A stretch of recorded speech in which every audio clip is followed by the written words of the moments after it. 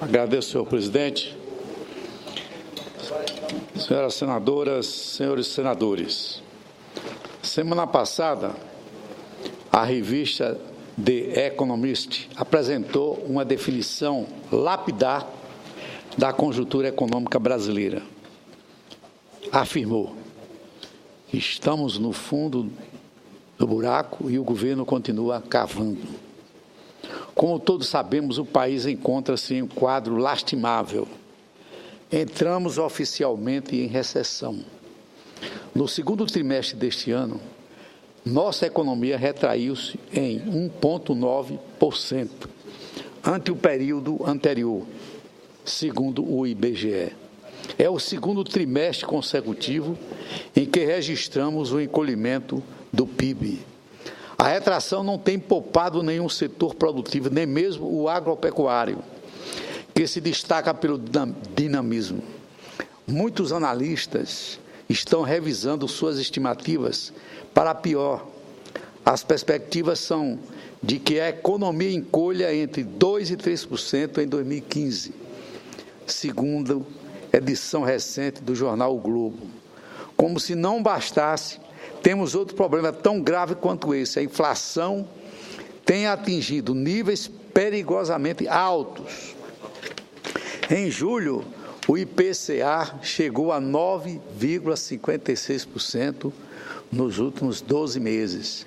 É o maior nível desde novembro de 2013, 14 anos atrás. Em 2015, esse índice chegou a 6,8% nos 7 primeiros meses, mas mal passamos da metade do ano, já havíamos estourado o teto da meta do Banco Central para o ano, que era de 6,5%. E ainda mais, a taxa de desemprego tem subido vertiginosamente. Em julho, o IBGE registrou uma taxa de 7,5% da população economicamente ativa. É o maior índice para o mês de julho desde 2009.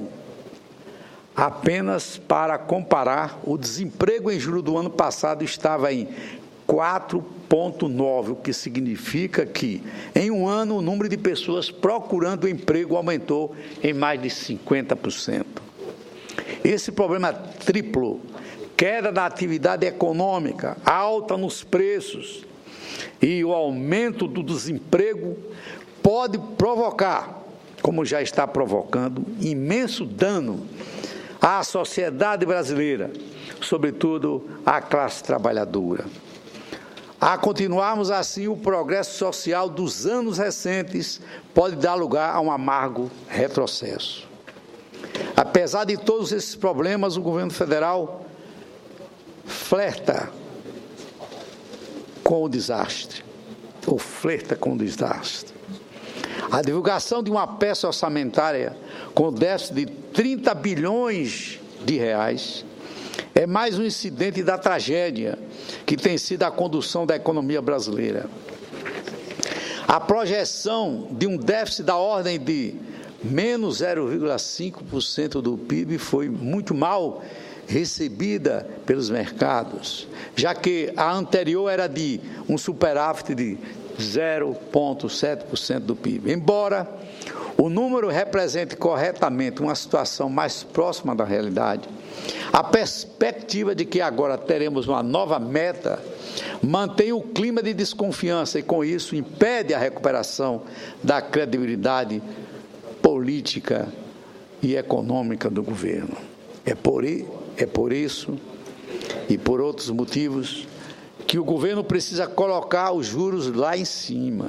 Atualmente, a Selic está em 14,25% ao ano, uma das maiores taxas de juros do mundo, inferior apenas à de países em calamidade, guerra ou crise profunda, como Haiti, Ucrânia, Venezuela. E os juros altos, como todos sabem, tornam mais ainda difícil o país recuperar-se da recessão. Além disso, O déficit ameaça reverter algum dos principais avanços que temos feito em favor da solidez de nossa economia. O alerta vermelho é soado pelo dólar, que bate recordes históricos. Desde a semana passada, a moeda norte-americana vem oscilando no patamar de 3,8 e agora já chegou a mais de 3,9. Não se via dólar tão caro no Brasil desde 2002. Os níveis atuais refletem a falta de confiança do investidor na nossa economia. Hoje, um dia após a agência Standard e por se retirar o grau de investimento do Brasil, então o dólar atingiu níveis estratosféricos. Nesse contexto, já não é surpresa para ninguém a perda do grau de investimento, que com tanto esforço nós conquistamos. Com o rebaixamento da nota do Brasil por uma das principais agências internacionais de risco. Essa notícia, infelizmente, deve levar mais investidores a retirarem o dinheiro do país. O risco de uma nova fuga de capital cria uma nova pressão sobre o câmbio e os juros. No médio e longo prazo, isso significa mais desemprego, mais dificuldade para sairmos da recessão e para retomarmos o crescimento. É uma pena que o Brasil perca seu grau de investimento, quando mais precisava reforçar a confiança dos investidores estrangeiros na economia do país. Agora, para aguentar o tranco, fica mais difícil. Essas agências de avaliação sabem que a divulgação negativa da performance econômica de qualquer país afunda ainda mais a perspectiva de recuperação. Eu faço uma pergunta, muito embora a verdade não possa ser escamoteada. A quem interessa escancarar a quebradeira do Brasil, justo a maior economia latino-americana? É uma pergunta que deixo aqui no ar, para uma reflexão. A condução da economia brasileira, temos que reconhecer. Senador Valadares, nos últimos parte, anos, por favor. Teve lá suas peripécias, e elas foram muitas. É comunicação Senador, inadiável, mas... Se Vossa Excelência permitir, presidente, tempo faremos essa concessão ao nobre senador Donizete, que é um estudioso dos problemas sociais e econômicos do Brasil, e tem a sua opinião a dar, não só sobre o meu discurso, mas sobre a economia nacional. Obrigado, senador Valadares. Sobre a economia, muito pouco, mas o senhor fez uma pergunta, eu me senti provocado a responder. Né? A quem interessava o afastamento do Getúlio Vargas? A quem interessava derrubar Jean Goulart? Ao Brasil, não. Ao povo brasileiro, não. A quem interessava que fosse rebaixada a nota da Petrobras há algum tempo atrás, que em seguida a Petrobras reagiu, né, as ações voltaram a ser valorizadas. E nessa questão do mercado internacional do petróleo, o rebaixamento da nota, dos investimentos, de todas as maiores petroleiras do mundo, é muito maior do que o da Petrobras. E a sua pergunta hoje, quem interessa o rebaixamento da nota do Brasil? Eu fico com um pouco do que disse ontem o senador Requião. Isso é chantagem. Nós estamos enfrentando um ciclo de crise extensa no mundo, que começou em 2008, que foi combatida e segurada no Brasil por 6 anos, e nós estamos no 7º ano do aprofundamento da crise internacional. Interessa que o Brasil vá mal? Interessa dizer que o Brasil está quebrado? O Brasil não está quebrado. O Brasil precisa fazer ajuste da crise, mas não está quebrado. O país tem uma economia e potenciais e mecanismos a ser adotados que vai produzir, reagir e voltar a desenvolver com sustentabilidade. Mas interessa o enfraquecimento da integração latino-americana a quem? Porque enfraquecer o Brasil enfraquece a integração latino-americana e certamente daqui a pouco vai aparecer alguns defendendo a volta da ALCA. A quem interessa o enfraquecimento do Brasil nessa construção do G20, na construção dos BRICS? Certamente não interessa aos brasileiros, não interessa ao país, mas interessa a setores do capital internacional e países específicos. Então, a minha resposta para isso é que não interessa ao Brasil, e eu não sou dos que acredito na crise como um fim, mas acredito na crise como um meio para promover novas transformações, encontrar novos caminhos e levar o país a um novo ciclo de desenvolvimento com inclusão social, como foi o dos últimos 12 anos. Obrigado, senador Valadares. Incorporo as palavras de Vossa Excelência ao meu discurso para a continuidade dessa reflexão que submeti com a pergunta que fiz a quem interessa a divulgação de índices negativos contra o Brasil. Senhor presidente, se Vossa Excelência me permitir continuar o meu discurso, agradeceria. Tivemos um período de bonança no governo Lula. 10 e estou segurando mais 2 agora. Tá. Qual é o nosso problema? Eu vou lhe dar o tempo. É que nós temos uma sessão especial às 15 horas. Mas eu vou assegurar seu tempo como havia combinado. Agradeço a Vossa Excelência. Tivemos um período de bonança no governo Lula e no primeiro mandato de Dilma. Os preços das commodities estavam altos e o crédito externo abundante, dinheiro em caixa, economia em crescimento. Uma conjuntura adequada para o governo federal empreender as reformas estruturantes de que o Brasil tanto precisa. Reformas para racionalizar a máquina pública, para reduzir os gastos governamentais, para criar as condições de um ciclo sustentável de crescimento e competitividade. Mas Lula e Dilma, premidos por escândalos de corrupção e por conjunturas eleitorais, evitaram as reformas. Em seu lugar, priorizaram políticas expansionistas, insustentáveis, sem uma estratégia de compensação ou de equilíbrio no longo prazo. Aumento de gastos públicos, isenções tributárias, ampla oferta de crédito subsidiado, congelamento de preços administrados. Era a chamada nova matriz econômica do ministro Guido Mantega.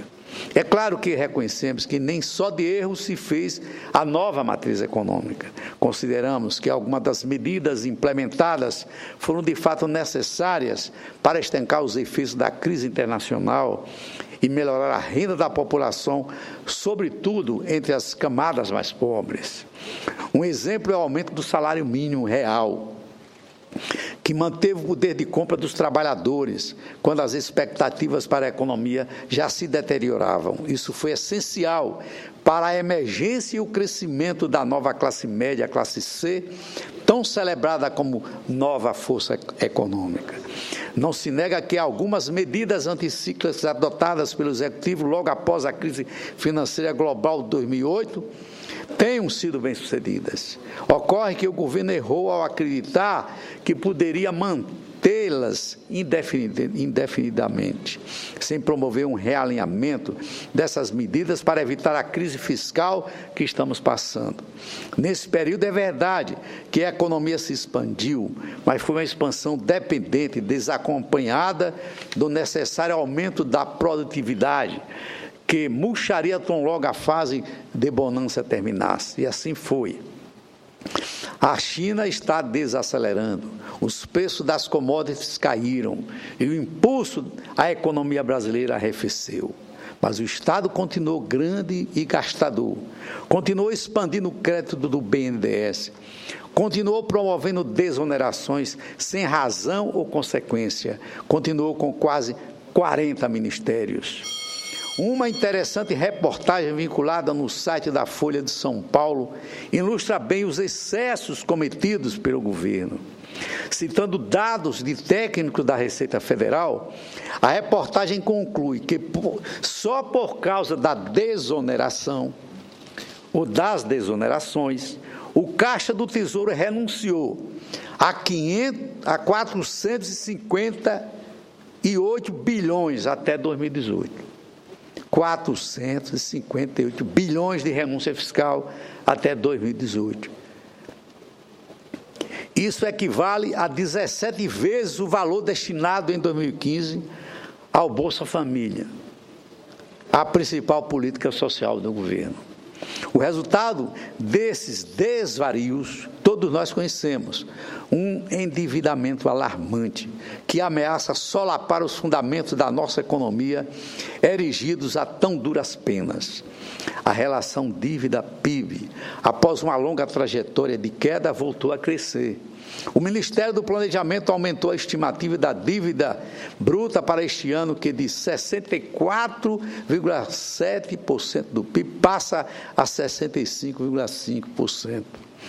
Em 2016, teremos uma dívida bruta de 68,4% do PIB e em 2017, 68,8%. Ainda estamos longe de nos tornarmos uma Grécia, mas é preciso que trabalhemos intensamente para que o fantasma do endividamento não volte a nos assombrar.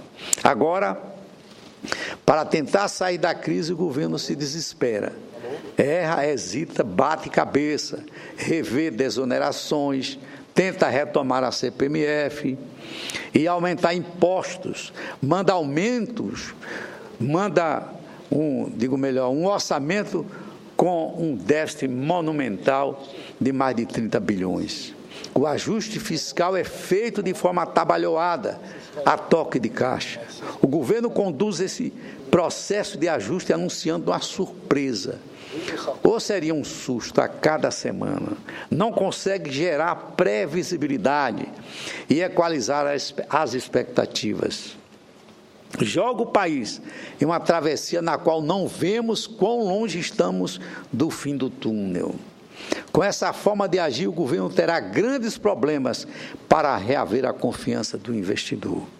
Numa conjuntura de recessão, inflação, desemprego, crise de governabilidade, a condução da economia fica especialmente complicada. Precisamos, acima de tudo, de coordenação institucional para abordar os problemas de que o nosso país tem padecido. A própria presidenta Dilma admitiu recentemente que erros foram cometidos. Segundo a presidenta, abro aspas, errei em ter demorado tanto para perceber que a situação era mais grave do que imaginávamos. Talvez tivéssemos que ter começado a fazer uma inflexão antes, disse ela. Agora, nós temos que corrigir esses erros para que possamos construir saídas para a recuperação dos investimentos, a promoção do emprego e da renda e a reconquista da confiança dos investidores. Assim, poderemos evitar mais uma década perdida na economia. Segundo a clássica metáfora, temos que trocar a roda do carro com ele em movimento. Para piorar, agora com o movimento em marcha ré. Com a palavra, os condutores da economia brasileira para apontarem saídas rápidas e coerentes. Eu gostaria, portanto, de destacar a importância da Agenda Brasil, o conjunto de propostas elaboradas pelo Senado Federal. Trata-se de uma iniciativa de valor estratégico, uma grande oportunidade para contribuirmos para a superação dessa crise, para que ela não volte nunca mais. O que é que nós podemos fazer com a Agenda Brasil? Nós aqui podemos ajudar o Poder Executivo, avançando propostas de ajuste que mantenham as políticas sociais. Podemos racionalizar a máquina pública, podemos simplificar os procedimentos de abertura de negócios, diminuindo a burocracia, podemos alterar a estrutura dos nossos impostos, fazendo um eventual aumento na carga tributária e incidir sobre os mais ricos. Só o que não podemos fazer é penalizar os mais pobres, fazer com que os trabalhadores paguem a conta.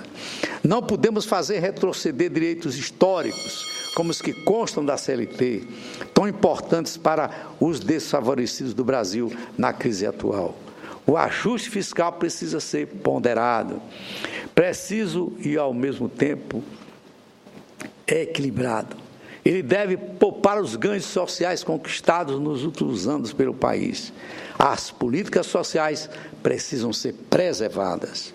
Não importa quão fundo seja o buraco, dependemos apenas de nós mesmos para sairmos dele, para voltarmos à superfície.